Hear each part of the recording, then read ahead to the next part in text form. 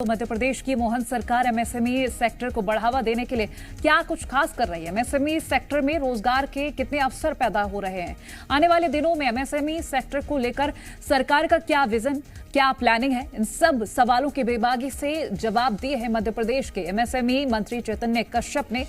देखिए क्या कुछ कहना है उनसे हमारे सहयोगी प्रमोद शर्मा ने बातचीत की है, सुनिए।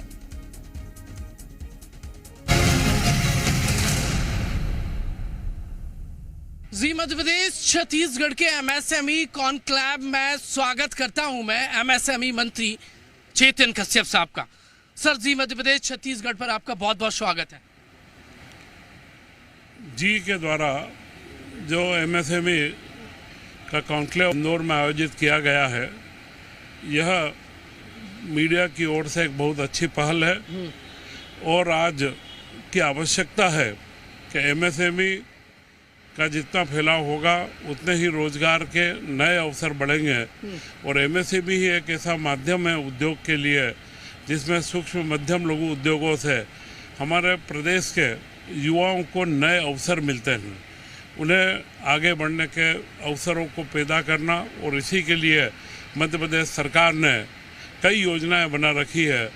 और मैं रतलाम से आता हूँ। रतलाम नगर के अंदर भी कई शुरुआती दौर में हमने औद्योगिक क्षेत्र, नमकीन क्लस्टर और आदि बनाए हैं। अब मुझे प्रदेश का दायित्व दिया है। हमारे मुख्यमंत्री मोहन यादव जी का दृष्टि बड़ी साफ है कि हमारे यहाँ हर जिले के अंदर उद्योगों का फैलाव हो। और इसी के लिए उज्जैन में अभी पिछले माह ही रीजनल इन्वेस्टर मीट रखा था। उसका पर्पज़ यही था कि हमारे यहाँ के सूक्ष्म और मध्यम लघु उद्योग पूरे प्रदेश के अंदर फैलाव के साथ में लगे और हर जिले के नए उद्यमी आगे आए और हर जिले के अंदर रोजगार के नए अवसर बने। और इसीलिए हमने योजनाएं बनाई है। क्लस्टर की योजना है, औद्योगिक क्षेत्रों के विकास के हम नए प्रस्ताव बना रहे हैं, कुछ काम हमारे चल भी रहे हैं। तो मुझे लगता है मध्य प्रदेश में बहुत बड़ी संभावनाएं नए उद्योगों के लिए है। और उज्जैन के रीजनल इन्वेस्टर कॉन्क्लेव के अंदर काफ़ी लोगों ने रुचि बताई है। कई हमारे एग्रीमेंट हुए हैं और जो पुराने हमारे कार्य चल रहे थे उनके हमने कई भूमि पूजन भी वहाँ पर करे हैं। तो मुझे लगता है कि मध्य प्रदेश के लिए एमएसएमई के लिए जो अवसरों की आवश्यकता है वे अवसर राज्य सरकार पैदा करवा रही है और निश्चित हमारे प्रदेश के युवा इससे लाभान्वित होंगे। सर आप उद्योग से लंबे समय से कनेक्ट हैं, उद्योगों को कैसे बढ़ाना है, कैसे स्थापित करवाना है और कैसे वो मध्य प्रदेश विकासशील हो, ये दायित्व चैतन्य कश्यप जी को मिलना एमएसएमई को और ज़्यादा आगे लेकर जाएगा, क्योंकि आप उद्योगों की नब्ज बहुत अच्छे से समझते हैं। हमारे प्रदेश के मुख्यमंत्री ने बड़ा सोच समझ करके मुझे दायित्व दिया है, क्योंकि मैं पिछले 30-40 सालों से औद्योगिक क्षेत्र में था। इसके बाद सेवा के क्षेत्र में आकर के राजनीति में आया हूँ। तो जो मेरा अनुभव है इसका संपूर्ण लाभ मध्य प्रदेश की जनता को, हमारे युवाओं को मिलेगा।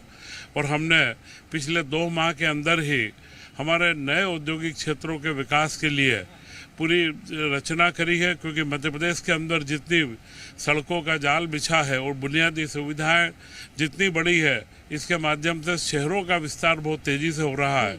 और शहरों के विस्तार के कारण ज़मीनों की कीमतें बहुत बढ़ी है और उद्योगों की ज़मीनों की जो आवश्यकता है वो पूर्ति करने में तो राज्य सरकार ने नई नीतियां बना करके कि उद्योगों की जो सबसे पहली आवश्यकता होती है कि उससे ज़मीन मिले।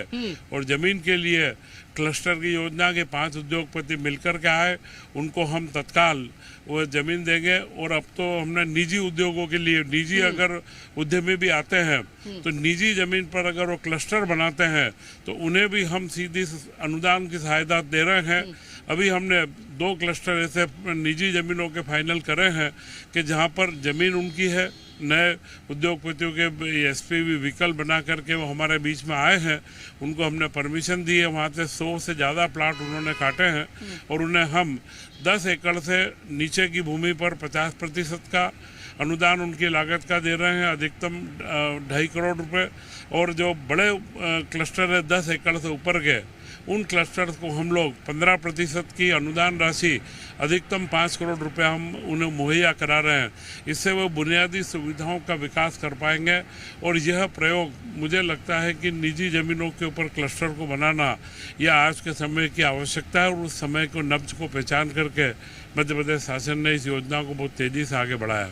जो इस वक्त युवा मध्य प्रदेश के आपको सुन रहे हैं, यदि वो अपना स्टार्टअप शुरू करना चाहते हैं तो क्या करना चाहिए? उन्हें हिम्मत करना चाहिए, सरकार उनके साथ है। स्टार्टअप की नीति बनाने में मध्य प्रदेश सबसे पहला अग्रणी राज्य है और अभी मध्य प्रदेश को उसके में लीडर का अवार्ड भी मिला है। स्टार्टअप के लिए अभी हमने प्रावधान निकाले हैं। सिडबी के माध्यम से हमने चर्चा करी है कि अगर कोई भी नया उद्यमी आता है तो उसे सीड कैपिटल, उसकी कैपेसिटी को आकलन करके हम लोग उसे एक कैपिटल के अंदर सीड के रूप में राशि उपलब्ध कराएंगे। और क्योंकि स्टार्टअप के लिए महती आवश्यकता, सबसे पहली आइडियाज़ हमारे युवाओं के पास होते हैं, उसे पूंजी की आवश्यकता होती है। और मध्य प्रदेश में MSME विभाग के द्वारा एक स्टार्टअप सेंटर भी भोपाल में खोला गया है जो उसे सारी चीज़ों के अंदर समझाई देता है। और नया स्टार्टअप अगर उद्यम को दक्ष करेगा, उन्हें गाइड करेगा, वो उन्हें गाइड भी करना है। और हमने 8-10 यूनिवर्सिटियों के साथ में टाइप भी करा है कि अगर कोई उसे डेवलपमेंट करने में सहयोग की आवश्यकता हो तो इंक्यूबेशन सेंटर्स हमारे पास जो है, IIT इंदौर के पास में है, हमारे GSTI का मैंने अभी 4 रोज पहले विजिट करा है। वहाँ के इंक्यूबेशन सेंटर में उन्हें सहयोग दिया जाता है तथा उसके बाद उन्हें सीड कैपिटल के रूप में सहयोग करना, तथा अगर कोई उद्यमी है, कोई उद्योग के अंदर आता है तो उसे 5 रुपये प्रति यूनिट की फिक्स रेट से हम लोग बिजली भी उनको दिलवाएंगे। एक इम्पॉर्टेंट सवाल है, विकसित मध्य प्रदेश का एक अभियान डॉक्टर मोहन यादव चला रहे हैं। जब तक निवेश MP में नहीं आएगा तब तक मध्य प्रदेश विकसित नहीं बन पाएगा। तो निवेश बढ़ाने को लेकर किस तरीके से जो उद्योगपति हैं उनको MP में अट्रैक्ट करने के लिए, और उनको यदि वाकई जो एटमॉस्फेयर है वो आसानी से मिले, सिंगल विंडो सिस्टम, वो कितना स्ट्रांगली लागू कर रहे हैं आप? ईज ऑफ डूइंग बिजनेस में मध्य प्रदेश बहुत आगे है। हमने कोई लाइसेंसिंग प्रणाली नहीं रखी है। आज कोई भी व्यक्ति बिना लाइसेंस के सिर्फ MSME के पोर्टल पर अपने आप को रजिस्टर्ड करे और यहाँ पर उद्योग प्रारंभ कर दे। और उसको जो सब्सिडी मुहैया कराई जा रही है, आज जो 40% पूंजीगत अनुदान हम MSME को दे रहे हैं, और इसके बाद अगर बड़े उद्योग आते हैं तो उन्हें मिनिमम 20%, और उसके बाद अगर कोई उसकी आवश्यकता होती है तो उसके लिए हमने एक ओपन नीति बना रखी है। और वह जैसे आवेदन करता है, एक कैबिनेट की कमेटी है जो प्रति माह बैठ करके उनके सारे प्रकरणों का निपटारा करती है। पिछले 2 माह के अंदर ही हम अभी जो 1 माह में 12 प्रकरण हमको प्राप्त हुए थे, 12 ही प्रकरणों को अभी हमने पूर्ण करके और उनके जो भी मांग थी उनसे चर्चा करके, उनसे बराबर नेगोशिएट करके, तो यह एक खुली नीति है कि जो उद्योग की आवश्यकता हो, जिस आवश्यकताओं की राज्य सरकार पूर्ति कर सकती है, उसको हम तत्काल निर्णय करके और नए निवेश को आकर्षित करने के लिए यह एक बहुत बड़ा प्रयास हमारा। एक इम्पोर्टेंट सवाल है युवाओं से जुड़ा हुआ, क्योंकि MSME विभाग रोजगार देने वाला है, तो कोई टारगेट रखा है कि यदि कोई उद्योगपति इन्वेस्टमेंट करता है तो लोकल युवाओं को रोजगार मिले? लोकल युवाओं के रोजगार के लिए 50% का हमने प्रावधान रखा हुआ है कि जहाँ पर भी उद्योग लगेंगे, चाहे लोकल हमारे पास MSME हो या बड़े उद्योग हो, 50% तक हमारे मध्य प्रदेश के युवाओं को उसके अंदर रोजगार देना, उसको हमने संकल्पित करवाया है। और निश्चित 50 से ज़्यादा ही प्रतिशत का रोजगार मध्य प्रदेश के युवाओं को मिल रहा है। मोहन यादव मध्य प्रदेश को विकसित मध्य प्रदेश बनाना चाहते हैं। चेतन कश्यप के नाम में चेतन है और MSME को आगे लेकर जाना है, यही धारणा है? निश्चित है। प्रधानमंत्री नरेंद्र मोदी के नेतृत्व में 2047 में आज जो विकासशील भारत है, इसको विकसित भारत में परिवर्तित करना है और उसी की राह में आगे बढ़ना है। तो अगर देश को विकसित देश भारत बनाना है तो उसमें हर प्रांत का अपनी भूमिका होनी चाहिए। और हमारे मुख्यमंत्री मोहन यादव जी ने इसके लिए पूरा रोड मैप तैयार करा है कि हम अगले 25 सालों में किस तरीके से मध्य प्रदेश के गांव-गांव में अलग अलग छोटे छोटे स्थानों पर उद्योगों का जाल कैसे बनाएंगे, बड़े उद्योगों के लिए बड़े औद्योगिक क्षेत्र कैसे बनेंगे और उनको निवेश को आकर्षित कैसे करना।